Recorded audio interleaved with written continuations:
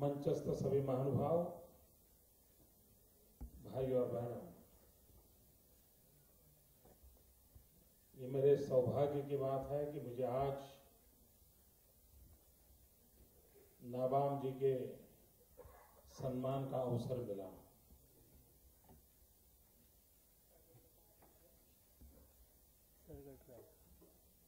हम कल्पना कर सकते हैं कि नॉर्थ ईस्ट के किसी नागरिक को हिंदुस्तान में कोई अगर पूछे कि आप किस देश से आते हो, तब उसे कितनी पीड़ा होती होगी, कितना दर्द महसूस होता होगा। और इन सारे अनुभवों के बीच ऐसी अनेक घटनाओं से गुजरते रहते हुए भी देश के लिए कुछ करते रहने का संकल्प करना ये छोटी बात नहीं है। और नाबाम जी ने पूरा जीवन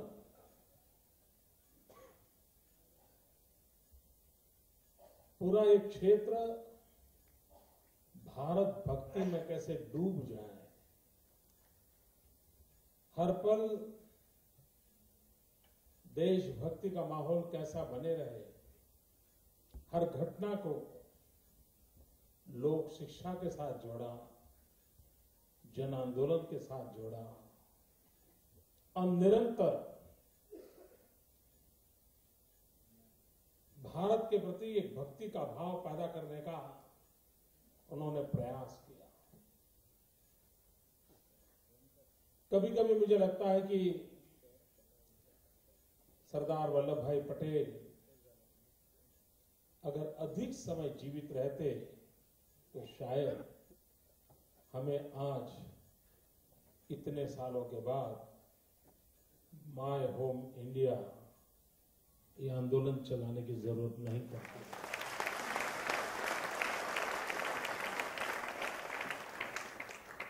जिस प्रकार से सैकड़ों रजवाड़ों को एक कर करके देश को एक सूत्र में जोड़ दिया, और वो भी बहुत कम समय में। अगर थोड़ा अधिक समय मिला होता तो पूरे हिंदुस्तान को वो शिक्षित करते, प्रेरित करते और अपने ही साथियों के साथ उनका अटूट नाता जोड़ के रहते, ऐसा मेरा पूरा विश्वास है। लेकिन कभी कभी इतिहास की कुछ घटनाएं हमारी दिशाओं को मोड़ देती हैं या कभी ठहराव पैदा कर देती हैं। सरदार साहब की विदाई उस प्रकार से ठहराव का कारण बन गई, वरना आज स्थिति न होती। भाई बहनों, इस क्षेत्र में मुझे भी भ्रमण करने का अवसर मिला है। मैं राजनीतिक संगठन में अनेक वर्षों तक संगठन का काम करता था, उसके कारण मैं भली भांति वहां के लोगों से परिचित रहा, और कभी तो मुझे हैरानी होती है। जैसे वहां अगर मोबाइल फोन चलाते हो तो कनेक्टिविटी वाया तिब्बत चाइना की होती है, लेकिन ये प्रॉब्लम वहां पर ही ऐसा नहीं है। मेरे गुजरात में भी अगर आप कच्छ के रण में जाएं, पाकिस्तान की सीमा पर, और वहां जो बीएसएफ के जवान बैठे हैं, उनके लिए भी मोबाइल फोन उपयोग करना मुश्किल है, क्योंकि अगर उन्होंने फोन लगाया तो कनेक्टिविटी आती है पाकिस्तान की। टीवी चलाएं तो चैनल चलती है पाकिस्तान की। और मैं भारत सरकार को कई बार कह करके थक गया। इतनी टेक्नोलॉजी मौजूद है, इतने हमारे सैटेलाइट्स हैं, हम उस ताकतवर टावर की व्यवस्था क्यों नहीं करते हैं ताकि वो हमारे यहां कैसे घुसे, हम ही वहीं छाए रहे।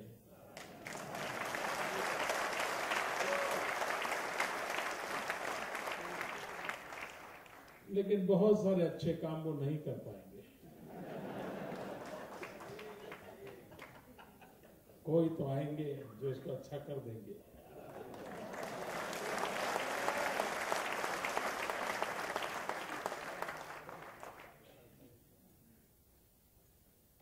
मित्रों, ये आज भी नॉर्थ ईस्ट के सारे इलाके में जाना है तो आपको पश्चिम बंगाल में सिलीगुड़ी तक आना पड़ता है और सबके यहां जाने का एक ही जगह है। यानी इतने साल हो गए, कभी ये सोचा नहीं गया यहां कोई व्यवस्थाएं खड़ी की जा सकती है।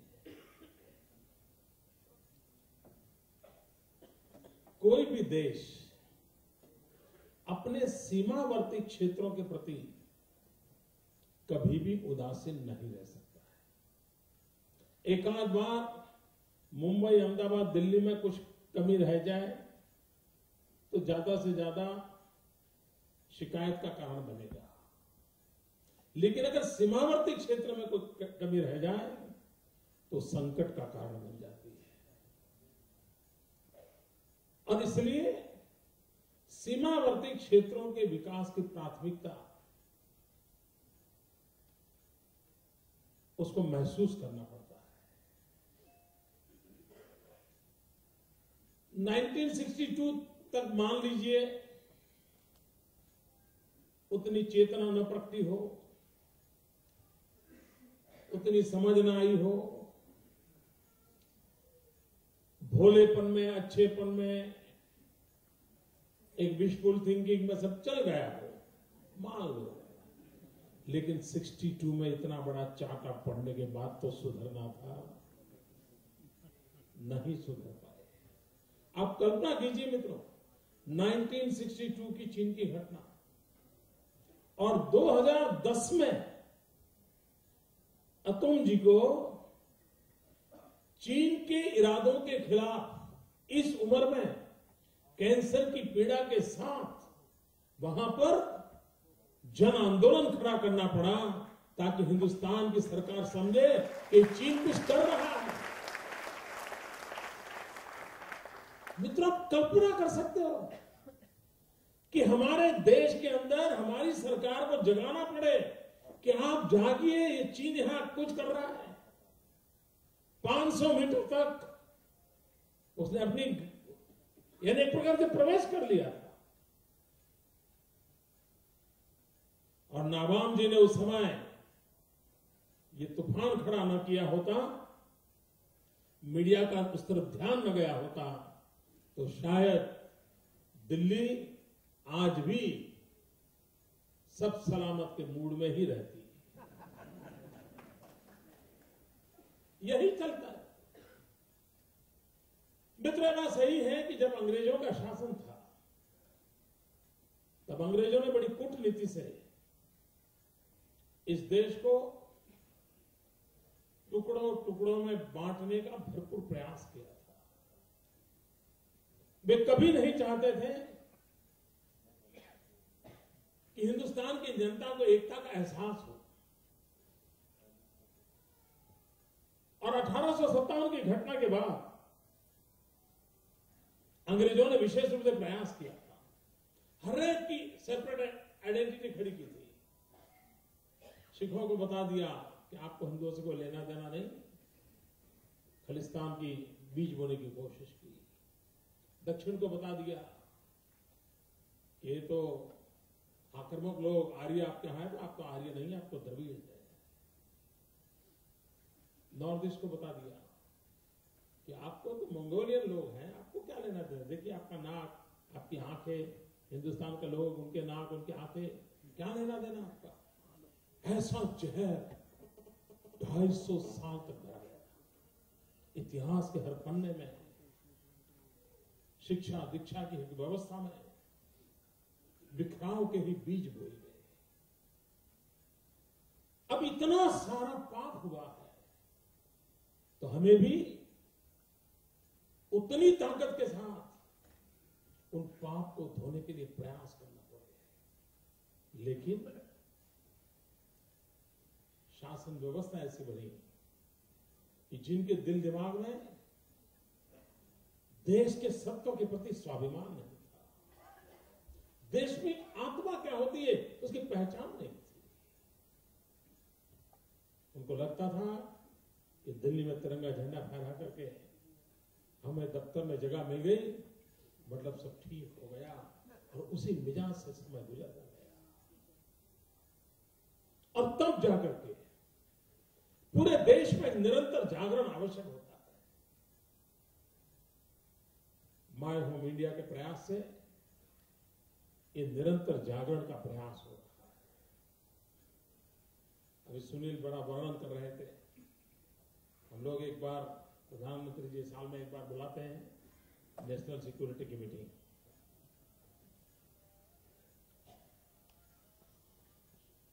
एक बार हम मीटिंग में, हमारा हमेशा हमसे झगड़ा तो रहता ही है, और नेशनल सिक्योरिटी का मामला हो तो जरा और तीखा होता है। एक बार मैंने सभी को आह्वान करते हुए कहा था, मैं गुजरात की तरफ से देश की सुरक्षा के लिए और देश की एकता के लिए एक योजना प्रस्तुत करता हूं, और मैं चाहता हूं कि उसको व्यापक समर्थन मिले। अब तक मैंने उस मीटिंग में कहा था कि नॉर्थ ईस्ट के जितने भी राज्य हैं, हर एक राज्य से 200 पुलिस के जवान 2 साल के लिए डेपुटेशन पे गुजरात भेजिए। उनके रहना, खाना, तनख्वाह सब हम जिम्मा लेंगे। अब इन सभी राज्यों से आते हैं तो 1000-1500 लोग आ जाएंगे और 2 साल के बाद वापस जाएंगे। उनको एक एक्सपोजर मिलेगा, हिंदुस्तान को भली भांति जानने का इन लोगों को अवसर मिलेगा। और सुरक्षा बल के जवान हैं तो वहां जाकर के अपना वो विशेष रोल कर सकते हैं। और दूसरा मैंने कहा कि वो यहां आएंगे तो हमारी भाषा सीखेंगे, हमारे जीवन से परिचित होंगे। और फिर मैंने उनको समझाया कि गुजराती आर बेस्ट टूरिस्ट।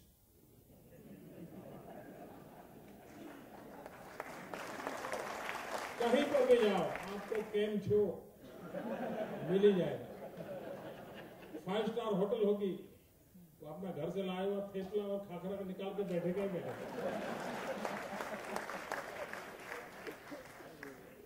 मैंने कहा इतना नाता हो गया, मान लीजिए ये गुजरात के लोग बहुत बड़ी मात्रा में नॉर्थ ईस्ट में ऐसे टूरिस्ट आएंगे, और वो जो संबंध जुड़ेगा वो शायद किसी भी योजना से अधिक सफल हो।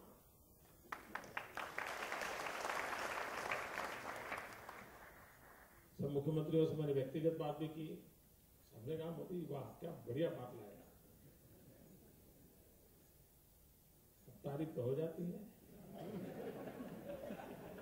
आगे क्या। मैंने आकर सब मुख्यमंत्रियों को चिट्ठी लिखी। मैंने कहा मेरी बात आप लोगों को पसंद आई थी, मैं इंतजार कर रहा हूं कि आप निर्णय करें, सारी व्यवस्था मैं करूंगा। और एक बार नहीं, हमेशा के लिए हर 2 साल 1000 लोग आते जाएंगे। आप कल्पना कीजिए 10 साल में क्या स्थिति बन जाएगी।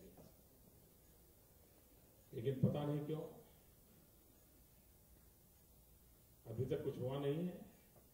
लेकिन मैं अभी भी प्रयास जारी रखूंगा।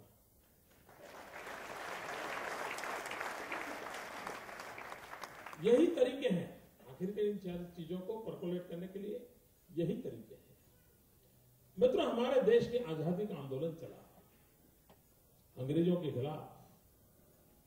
वो सिर्फ हिंदुस्तान के कुछ हिस्सों में चला था, ऐसा नहीं है। नॉर्थ ईस्ट में भी देश की आजादी के लिए जेल जाने वाले लोग थे, देश के लिए शहीद होने वाले लोग थे। नागालैंड से रानी मां गाड़िलियो, कितना बड़ा उनका जीवन रहा। लेकिन देश आजाद होने के बाद उनको जिस प्रकार से याद करना चाहिए, दिल्ली की सरकार नहीं कर पाई। अगर हम इन भारत भक्ति से जुड़ी हुई घटनाओं को जितनी ज्यादा उजागर करते हैं और ऐसे प्रेरक व्यक्तियों को लोगों के सामने लाते हैं, तो आज की नई पीढ़ी को कितनी ताकत मिलती है। लेकिन इस देश के लिए किसी ने बलिदान दिया है, कोई इस देश के लिए अंडमान की जेल में जिंदगी गुजारता था, कोई इस देश के लिए फांसी के तख्त पर चढ़ जाता था। अगर ये बात उजागर हो जाएगी तो एक परिवार का क्या होगा?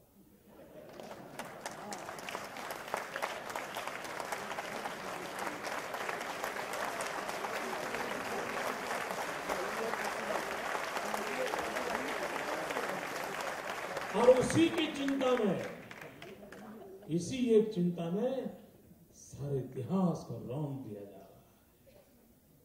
इतिहास के एक एक पन्नों को आग में खाक कर दिया जा रहा है। और तब जाकर के वहां भी इतिहास भरपूर पड़ा है, देशभक्ति का इतिहास भरपूर पड़ा है, उसको उजागर करने की आवश्यकता है। भाई बहनों, जिन लोगों को शायद पता नहीं होगा, जब करगिल की लड़ाई हुई,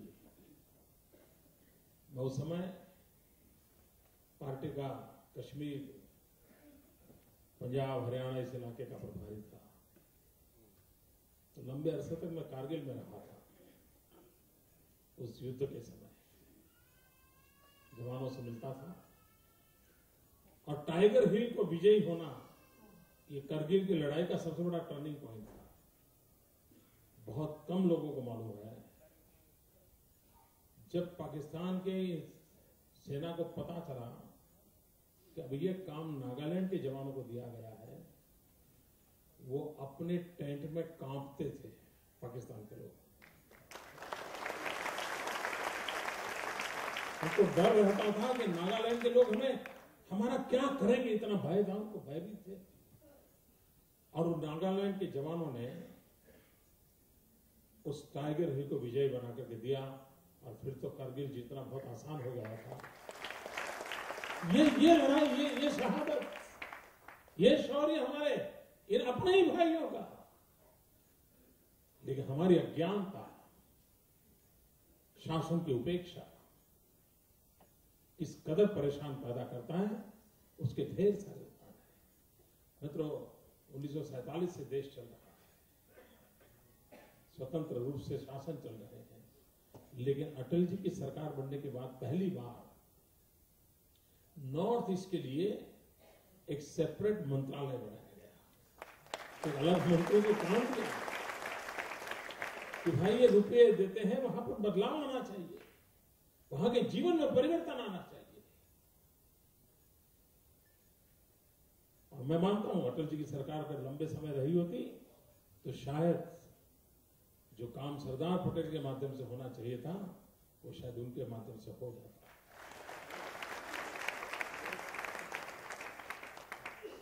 इंफ्रास्ट्रक्चर पर बहुत बड़ा बल दिया था। 2008 में डॉक्टर मनमोहन सिंह जी, और ये भी देखिए साहब, आप लोग तो मुंबई बैठे हो ना, लेकिन मनमोहन सिंह जी आसाम से चुनाव जीतते हैं, राज्यसभा में आते हैं, यानी इनके बिल्कुल पड़ोस में है नॉर्थ ईस्ट के। लेकिन उनको 2008 में याद आया कि नॉर्थ ईस्ट के लिए कोई विजन डॉक्यूमेंट बनाना चाहिए, और उन्होंने नॉर्थ ईस्ट के लिए एक विजन डॉक्यूमेंट बनाया। वो विजन डॉक्यूमेंट पढ़ने में अभी 2012 आ गई है, अभी पढ़ाई चल रही है उसकी। पहले लिखाई चली है, पढ़ाई चल रही है। अब ये पढ़ाई कब पूरी होगी और नॉर्थ ईस्ट का क्या होगा, भगवान जानते हैं। मित्रों, हिंदुस्तान को बिजली का संकट है। बिजली के संकट से हम जूझ रहे हैं। और पूरी दुनिया ग्लोबल वार्मिंग की चर्चा कर रही है, और ऊर्जा का क्षेत्र है जिसका ग्लोबल वार्मिंग के साथ सीधा नाता है। एक अकेला नॉर्थ ईस्ट ऐसा है कि जहां पर पानी का प्रवाह इतने तेज है, अकेले नॉर्थ ईस्ट में हाइड्रो पावर प्रोजेक्ट डाल दिए जाते हैं। तो आज ये जो पूरब है ना, अरुणाचल प्रदेश, जो सूरज की पहली किरण लेकर के आता है और हम सबको रोशनी देता है, मुझे विश्वास है मित्रों कि हाइड्रो पावर पर अगर ध्यान दिया गया होता नॉर्थ ईस्ट के अंदर, तो पूरे हिंदुस्तान का अंधेरा दूर करने का सामर्थ्य अकेले नॉर्थ ईस्ट में। उनकी पूरी इकोनॉमी में कितना बदलाव आता, पानी उनके लिए एसेट बन जाता, लेकिन वही पानी आज उनके लिए संकट के रूप में जी रहा है। ये दुर्दशा, आपको हैरानी होगी मित्रों, इतना पानी वहां बरसता है, लेकिन फरवरी मार्च अप्रैल आते आते कई गांव जो पहाड़ों पर हैं, पीने के पानी का संकट है, आज भी संकट है, इतना सारा पानी होने के बाद। क्यों? न दृष्टि है, न कोई योजनाएं हैं, न उसका इम्प्लीमेंटेशन। तो वहां के जीवन का क्या होगा? और आज भी पावर प्रोजेक्ट के समय मित्रों, नेपाल, कभी कभी तो हैरानी होती है कि नेपाल ने बहुत बड़ा इनिशिएटिव लिया इन दिनों। हाइड्रो पावर प्रोजेक्ट के अंदर दुनिया के लोग आज नेपाल में इन्वेस्टमेंट लगा रहे हैं, और नेपाल हिंदुस्तान को बिजली बेच रहा है। मित्रों, तिबेट बहुत बड़ी मात्रा में हाइड्रो पावर प्रोजेक्ट की ओर लगा है, और तिबेट भी हिंदुस्तान को बिजली बेचने के लिए अपनी योजनाएं बना रहा है। हमारे घर में है, हमें फुर्सत नहीं। अब मेरे कहने के बाद आपको भी यहां बैठे बैठे भी ध्यान में आता, हाँ यार ये तो हो सकता था, लगता है ना आपको? उनको नहीं लगता।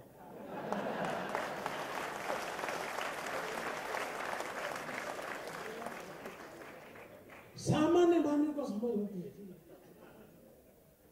आपको दिखता है, उनको नहीं दिखता है। और इसी के कारण विकास के लिए, वहां के संकटों को दूर करने के लिए जिस प्रकार के ललक चाहिए, और जब ऐसी स्थिति बनती है तब जो देश विरोधी तत्व होते हैं उनको खुला मैदान मिल जाता है। मित्रों, श्रीमती इंदिरा गांधी ने एक बहुत बड़ा पाप किया था। मैं एक की बात करूंगा, वैसे तो बहुत हो गया।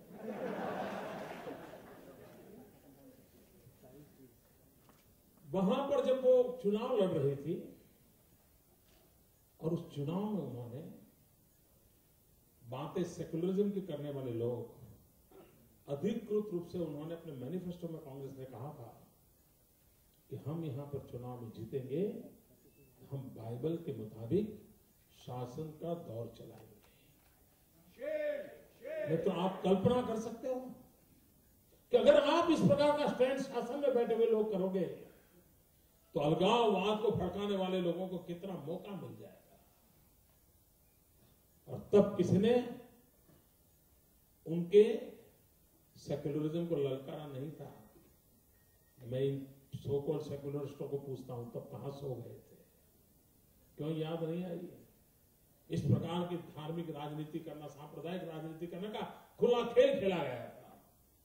और ऐसी इतनी घटनाएं जुड़ी हुई है वहां कि जिन घटनाओं ने दूरियां पैदा करने में बहुत बड़ी भूमिका निभाई है। मित्रों, आपको जानकर के हैरानी होगी, आज पूरी दुनिया न्यूक्लियर पावर के लिए ये मानते हैं कि भाई ये सेफेस्ट और कुल मिलाकर के इकोनॉमिकली साउंड सिस्टम कहीं है तो अल्टीमेटली न्यूक्लियर पावर, ऐसा मानने वाला एक बहुत बड़ा वर्ग है। मैं डॉक्टर मनमोहन सिंह जी को सीधा सवाल पूछता हूं, यूरेनियम ये उसकी मूल आवश्यकता होती है, और भारत में कहीं यूरेनियम है तो नॉर्थ ईस्ट पर है। हमारे प्रधानमंत्री जी अभी देखिए डॉलर को मजबूत करने के लिए कितनी मेहनत कर रहे हैं।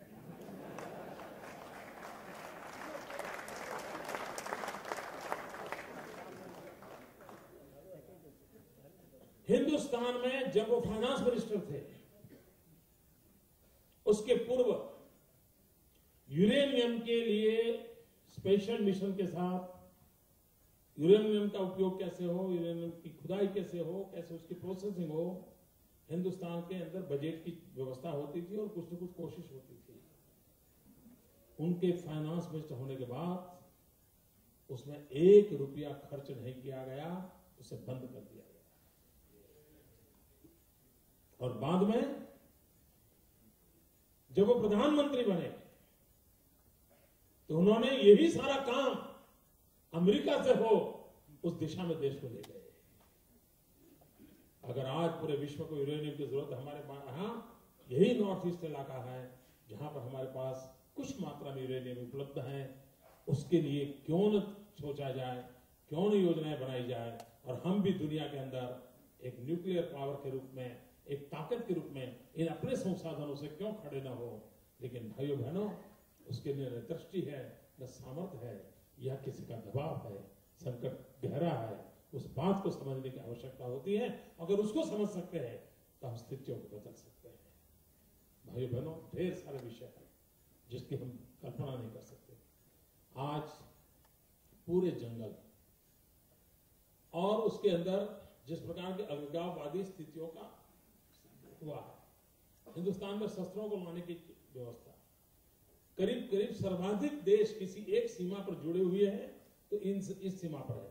अनेक देशों से हमारी ये नॉर्थ ईस्ट की सीमाएं जुड़ी हुई है और अलगाववादी एक्टिविटी चलती हो, बांग्लादेश की घुसपैठियां चलती हो, शस्त्रों की हेराफेरी होती हो और दिल्ली सब सलामत है। ये हाल मित्रों चिंता करने वाला है। तो वहां के लोगों के दिलों को जीतना है, लेकिन उसके साथ साथ उनकी समस्याओं का भी समाधान करना होगा। उनकी देशभक्ति में कोई कमी नहीं मित्रों, कोई कमी नहीं है। वो देश के लिए मरने मिटने वाले लोग हैं। इस देश के लिए कुछ करने की ख्वाहिश है। आप मणिपुर जाइए मित्रों, आप मणिपुर जाएं, आप कभी कल्पना नहीं कर सकते कि आप कोई ऐसी जगह पे आए हो, सारा मणिपुर कृष्णाइट है। कृष्ण की इतनी भक्ति है वहां।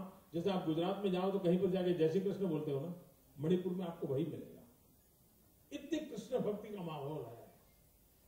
अब ये चीजें ऐसी हैं जो हमें सरलता से जोड़ सकती है, लेकिन पता नहीं क्यों वोट बैंक की राजनीति के कारण उनको इन चीजों की ओर कभी ध्यान नहीं जाता है। और ज्यादा से ज्यादा कभी क्या सोचते हैं कि अरे यार वो 5 पार्लियामेंट की सीटें हैं, क्या करना है, बस सारा नंबर गेम चलता है।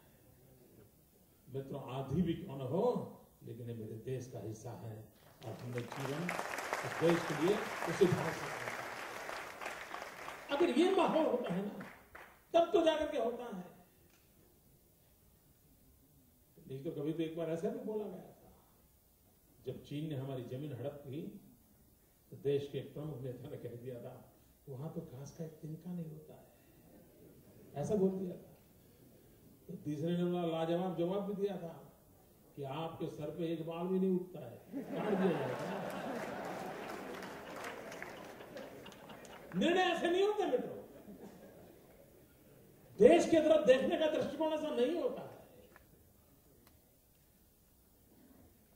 एक मां की तरह भक्ति करनी पड़ती है, तब जाकर के राष्ट्र की चेतना को जागृत कर सकते हैं। मैं माय होम इंडिया के सभी मित्रों को बधाई देता हूं और मैं नवाब जी को भी अभिनंदन करता हूं। और उन्होंने जो संकल्प इस उम्र में भी और कैंसर की बीमारी के बाद भी देखिए संकल्प शक्ति, इस काम को करते रहने का जो संकल्प दिखाया, मैं उनको बहुत बहुत बधाई देता हूं और बहुत लंबे आयु तक हम सबको मार्गदर्शन करते रहे, भारत की एकता की तरह लिए जीवन भर लोगों को जागरूक करते रहे, ऐसी मैं उनको शुभकामनाएं देता हूं। बहुत बहुत धन्यवाद।